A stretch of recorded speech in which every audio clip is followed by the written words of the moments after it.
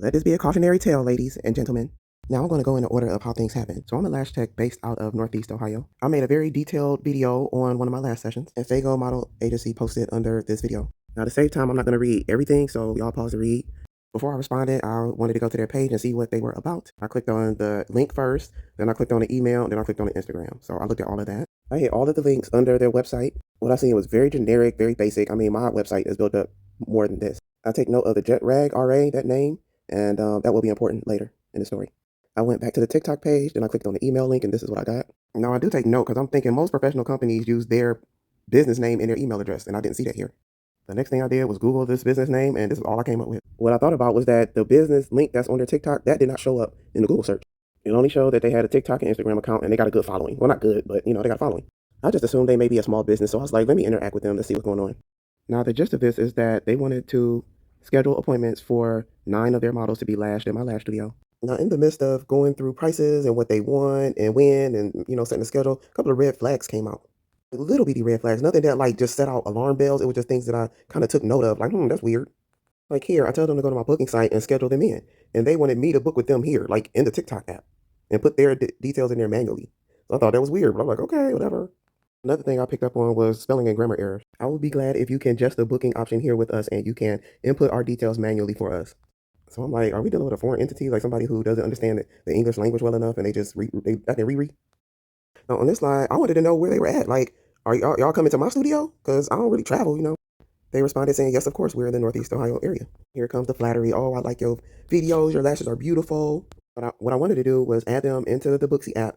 And then that way it will send them information through their email that the account was started and that we can interact through the app. Yeah, that's our boss email. Now that was a red flag to me because I'm thinking like, if you're using a company email, then everyone should have access to it, right? That's what I'm thinking. I don't know. We go on to talk about pricing, and then they were just saying my prices was very affordable, that they expected them to be higher. And I tell them about me starting my LLC, like 7 months ago. I got a studio because I was doing like a month in my house and I didn't want people in my house. So I got a studio and I built it up. And, so I can't charge full price yet until my timing is down. I'm still working on timing and doing my lash sets in a more timely manner. Now we go over the payment information. Like they asked what type of payment info does your invoice accept.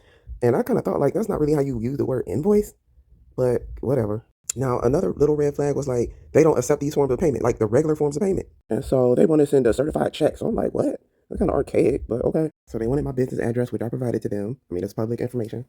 And then they asked me for a favor. They wanted me to pay the driver that's driving the ladies to and from my lash studio. They wanted me to pay the driver from the money that they sent me. So I'm like, hell, I mean, I'm not going to be at a loss for that. I mean, I can pay the driver for you, whatever. So they said they were going to send me $2,000. And this money was going to include the $756 that I was going to charge for the services. And then they said that $1,094 would go to the driver. And then the rest would be tips. The $150 would be for tips and gratuity. So all of that comes up to $2,000. They asked me for my business phone number so that they can start guiding me through the process of getting this deposit. Someone from their accounting department is supposed to be sending me a message through text. So I'm like, I don't even have this person's name. I mean, I did tell them my name, but what is your name? And then they said, it's unprofessional to say, but I would say my name because I guess we bonded so well. Because we bonded so well? I'm not bonding with you. I'm trying to get paid. Like, this was a red flag for me. Like, you doing business with somebody and you don't want names to be involved for, like, collaboration and networking. At this point, I started receiving messages from the supposed CFO, the Chief Financial Officer.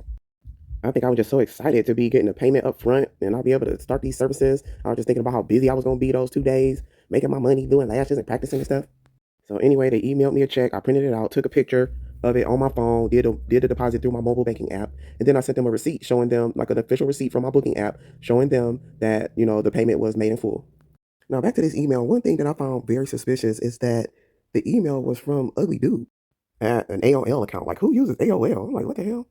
The second email that Ugly Dude sent me was an invoice of the payment. And to be honest, it was looking kind of legit. Like, okay, they sending me a invoice and everything. All right, we cool. So I go back over to TikTok. I'm like, yeah, I got the payment. I will promise to pay the driver, yada, yada. I was all excited. I went and told a couple of people in my family. I told one of my lash ambassadors. I told my husband. I told a couple of people at work. Like, I got this model agency. They're going to hire me to do these lashes. And everybody was congratulating me and shit. Now, I got a fever that night and I called off work and everything. I really was under the weather. I was feeling shitty. I just ain't feel like dealing with no bullshit. So then I get this text in the morning. Now, being the introvert that I am, I'm not really up to having a whole bunch of unnecessary chatter. So for them to text me and ask me how my night went, I'm like, bitch, why do you care? And this shit got me right here. Hopefully you woke up with a smile on your face. Excuse me? Like, that's not unprofessional? Like, y'all won't give me a contact name for the business and a phone number, but y'all want to ask me how my night went? And the fact that y'all think that I woke up with a smile on my face over $750 something. I'm like, anyway, so they want me to send them a screenshot of the deposit from my banking app. And first off, I can't send a screenshot from my banking app because it's a security risk. They don't let you take screenshots in the app. Now again, I'm not feeling well. I had fever last night. I'm sluggish. I wanted to go to sleep. And that's what I planned on doing after I sent that message. And then they asked me to kindly transfer $1,000 to my Cash App balance. Now, the first thing I thought about was when they asked me what forms of payment that I take, and I told them Cash App was one of them, along with credit, debit, and cash.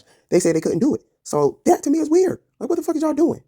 At this point, the alarm bells are ringing. I'm like, hell no, this is some BS because I ain't sending shit. So now I'm just like, until y'all send me a contact information, like a contact person and a phone number so that I can talk to someone that we can finish this conversation, I'm not doing this shit no more. So I initiated the call because I was like, maybe I can speak to the person one on one and we could clear everything up. So someone did answer the phone. They had a foreign accent. I don't know if it was African or Indian or something like that, but it was broken English type of accent. I asked to speak to the person in charge of scheduling the lash appointments for the models. And he had like he didn't know what I was talking about. And then he hung up on me. Then they started blowing my business line up. Like, what the hell? And then I got the TikTok message. They talking about, oh, I thought we talked about this. And our CFO, I apologize for his approach of handling things, but this is so unethical and unprofessional. At this point, I'm like, let me go do a little bit more research. I'll go to their website and look at their About Us section. There are no points of contacts, no contact information, and this business information. The address belongs to another business. So I'm like, this shit just bogus. Then looking at their website under the services section, this is the service section right here. And then they got a list of all of these models. I don't know where they stole these models from, but if y'all recognize any one of them, y'all need to tell them that they using they photos. At this point, I'm over it. Like, if you think I'm unprofessional, unethical, whatever, call the police then.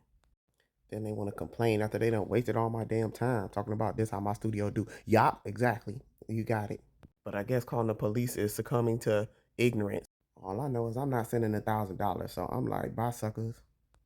This point, I said I'm gonna do another Google search, and this is what I found. Under Reddit, they were having a discussion about this scam, and they pretty much described it to the T. And they showed text messages of what the scammers were writing them, and I swear it's like the same situation that I was going through. Now, if you go back a few slides, you will see that I told them you got 10 minutes to give me the contact information before I delete all the appointments and block you. I just didn't see what was so hard about giving me their contact information. So I went back and started deleting their appointments. Because what y'all not gonna do is waste my time and have my books all tied up with people who's not even coming. And then I went on ahead and blocked the CFO because I ain't talking to him no more, or whoever that was. Now this is where it gets interesting. They sent me this message from another telephone number. I'm making it larger so y'all can see better. So I guess this is the hitman that's supposed to be cutting my life short. And I just thought this shit was funny because how professional y'all was talking about professionalism and now y'all want to put a hit out on my life? Like really? So after threatening my family and my life, they decided to give me another opportunity to send them the money. Now I'd be all in the free and clear. Oh, whoopee. So I lied. I was just like, yeah, I'm sending this information to the FBI. They can't find me. So I was like, oh, okay. Now I feel like I'm at an impasse because I don't know what to do. Like they know my name, they know my business address and my business phone number, and they know that I bank the bank that I bank at. But that's pretty much all they know. So, but they still threaten me. And the first thing I think about is that when scammers scam us and the money is gone, we can't go to the bank and be like, "Oh, can y'all give us our money back?" They be like, "The money is gone." Okay, so this money is sitting in my account. Is it gone? Like, does it work the same way? My aunt told me that I should call the FBI and the police, but the police ain't got time for this. Like my local police department, they're understaffed. They barely can cover the damn streets right now. And the FBI, who wanna deal with them? And truth be told, dealing with law enforcement is just not a positive for people of color right now. I just dead ass don't trust them. So I guess this money gonna be sitting in my account, and I'm supposed to be waiting until somebody come and get me. I guess I don't know. What would y'all do in this situation?